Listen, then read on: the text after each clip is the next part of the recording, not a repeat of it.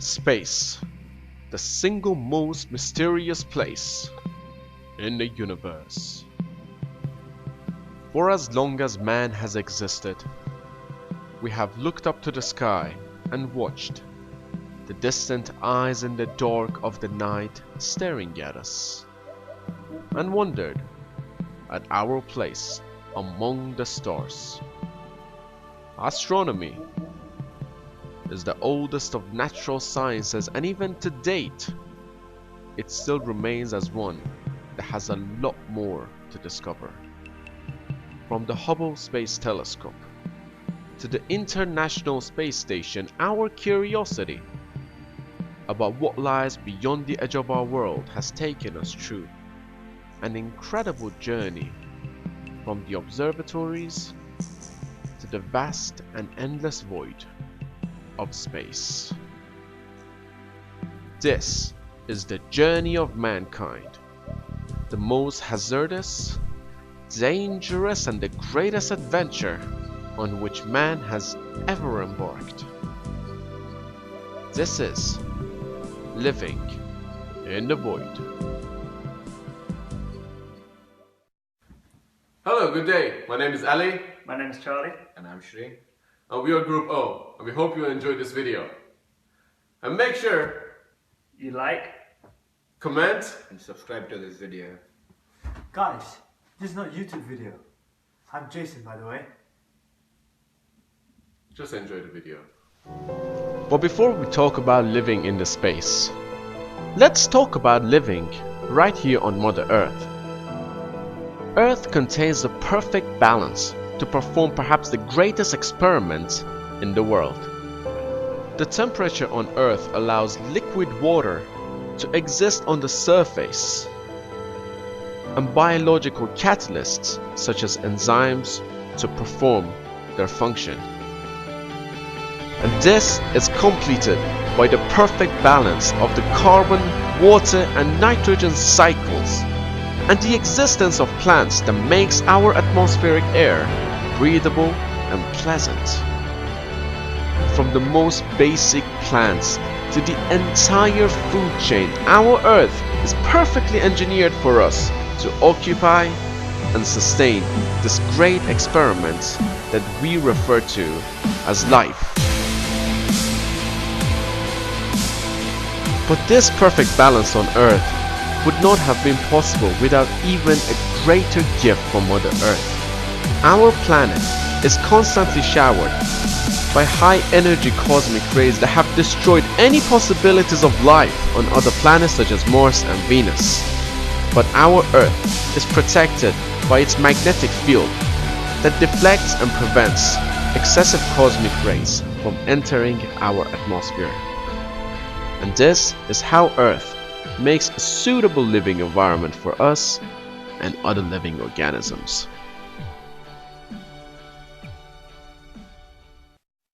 Now that we know what we need to sustain life, let's talk about living outside of Earth. In space, yes, in space, there is no air, meaning there's no atmospheric pressure and hence, really no life. In addition, astronauts can experience microgravity, meaning little to no gravitational forces, keeping them from floating around in space. And this can cause a lot of trouble for human body, and since we don't have to support our own weight anymore, our body will start to lose bone and muscle density, and over a 5-month period, astronauts can lose 12% bone and 40% muscle mass. And if human body is exposed to space without a spacesuit, air would get rushed out of our body, and after 15 seconds we lose consciousness, and within 3 minutes we die. So it's probably a good idea to put the spacesuits on, or else. But it doesn't even end there. The pressure differences between inside and outside of body can cause a lot of damages, like weakening of human eye. And 80% of astronauts have experienced minor loss of sight after returning to Earth. And even the day and night patterns are different, so our sleeping patterns can get quite funny. And to top that up, the increased exposure to cosmic radiations in space can affect our bodies and damage our cells. And the worst part is, we're still not sure how serious these damages could be. and the most dangerous part of a spaceflight is the re-entry into the Earth's atmosphere. The spacecraft must hit the atmosphere at a precise velocity. The entry involves radio blackouts and extreme heats up to 1400 degrees Celsius. But even these massive dangers and odds stacked against us have not stopped us from going up and beyond to explore and discover. Now that we know more about our destination, the question is, how do we prepare to go into space? Well, it can take someone up to 2 years of training to become a fully qualified astronaut. The training is a complicated process with loads of physical, mental and operational trainings. And here we're going to highlight 3 aspects of an astronaut training. But first, we are going to look at the 0G flight, aka the vomit comet. Ew, so pleasant. This flight performs parabolic flight patterns to create temporary weightlessness for astronauts to train against space sickness and experience what space would really feel like. On the other hand, during some maneuvers in a space flight, an astronaut can experience extremely high Gs. In other words, their bodies could feel a lot heavier than what they would generally feel on Earth. And this can cause a lot of trouble, such as loss of consciousness and fatal damages if the astronauts are not prepared for them. So in these centrifuges, astronauts undergo very fast spins to prepare them for up to 8 Gs. Oh my god. And last but not least, NASA has developed a neutral buoyancy laboratory to train astronauts to perform their tasks at the ISS. This massive pool simulates the weightlessness of space, and astronauts learn to find their way around and perform tasks on a real-size version of the ISS. Speaking of which, the International Space Station is a giant science laboratory that orbits the Earth every 92.5 minutes and has been supporting life in outer space since 1998. The atmosphere in the ISS is similar to that of Earth's. The electron system generates oxygen using the electrolysis of water.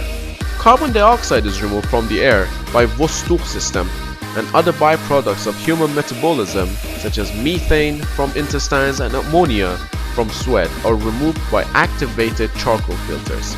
Water on the ISS is stored in bags to prevent it from floating around and coming in contact with electrical devices. And since 2009, the ISS has had a water recycling system with approximately 85% water recovery. As for brushing teeth, astronauts can either swallow their toothpaste or spit it into tissues and dispose them elsewhere. Food is generally of sticky type, so it can be eaten easily in microgravity. In the early days of space, food was mostly squeezed out of tubes and brought up in dehydrated packets.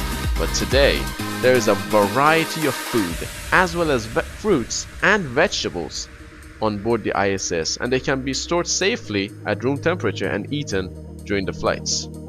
Now, have you noticed something? We usually use gravity to do number 1 and number 2. Well, in space there's no such gravity, so that malodorous mixture is directed with airflow, and this airflow is directed back into the cabin, so it's filtered and cleansed against bacteria. So wait a second. Astronauts breathe the air that their own poop was mixed with. Oh my god. But sometimes, if they're lucky enough, they get to make the constellation urine. Now we move to the spacesuit, without which astronauts cannot perform spacewalks, also known as EVA's extravehicular activities. Spacesuits are attached to the craft, so astronauts don't just go drifting into space. They have oxygen and good pressure for up to 8 hours, and they control temperature using water cooling and heating systems. A thin layer of gold on the helmet prevents harmful solar radiations, and the spacesuit is turned into a full-on spacecraft of its own right with its nitrogen jet thrusters that allows astronauts to move around like the Superman. But to stay strong like the Superman, astronauts need to regularly exercise to keep their bodies healthy and prevent excessive bone density and muscle mass loss. And even then, astronauts have always shown a reduction in bone density but these minor losses are usually recovered within few weeks of them being back on Earth. And last but not least, most astronauts' space hobby is generally referred to as Earth gazing. I guess after all, there's a reason they call it the overview effect. Earth is just astonishing from outer space. And this was a very short overview about how human life can be supported in outer space using the current technologies available. Now that we know how to live in space, let's bring ourselves down to Earth and let's talk about another important aspect of space exploration. That is the means through which we communicate during space explorations. Because there's really no point sending a spacecraft or a person into space if we cannot communicate with them, right? And one of the current technologies that uses radio waves is known as the Deep Space Network. The network has three facilities 120 degrees apart on Earth to allow constant communication as the Earth rotates. It is capable of receiving weak signals from space with steerable and high gain antennas ranging from 34 to 70 meters in diameter. But before the days of the Deep Space Network, each mission used to have its own dedicated communication systems, which was costly and weak. But for decades, the network has been the backbone of any expedition beyond 30,000 kilometers of altitude. It is used to command spacecraft, uplink and downlink of data, as well as telemetry of many missions. Similar networks are operated by Europe, Russia, China, India, and Japan. But even this magnificent network has limitations such as constrained data transmission rates and very long down periods if the components need replacement, especially with the 70-meter antennas coming to the end of their lifetime. So in order to enhance space communication, many universities and laboratories across the globe have invested a lot of money and time into developing the next generation of space communication.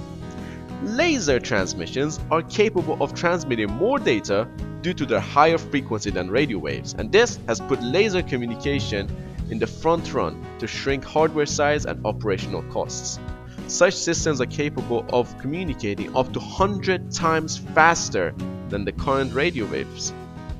Many test flights have been performed by the European Space Agency and NASA, and all of these missions have been extremely successful. Using a small and lightweight telescope, data can be sent to Earth and be picked up through telescopes that focus that weak signal into sensitive detectors and encode the data for processing. The Opals experiments in April 2014 proved that laser communication will indeed revolutionize space communication in the near future. And this can open doors to a whole new range of space explorations within and beyond our solar system. With all this being said, it is safe to assume that our future of space explorations seems brighter than ever, and we are well on our way to discover the mysteries of the universe. And this brings us nearly to the end of this video. We would like to thank you for your time, and we hope that you've enjoyed this video and hopefully learned a thing or two as well. This is Group O, and we wish to dedicate this video to all men and women who've lost their lives in our pursuit of space. Thank you. Ground control to Major Tom. Ground control to Major Tom. Lock your Soyuz hatch and put your helmet on. 10, Ground control to Major Tom. 7, 6, Commencing countdown, engines on. 3, 2, Detach from station and may God's love be with you.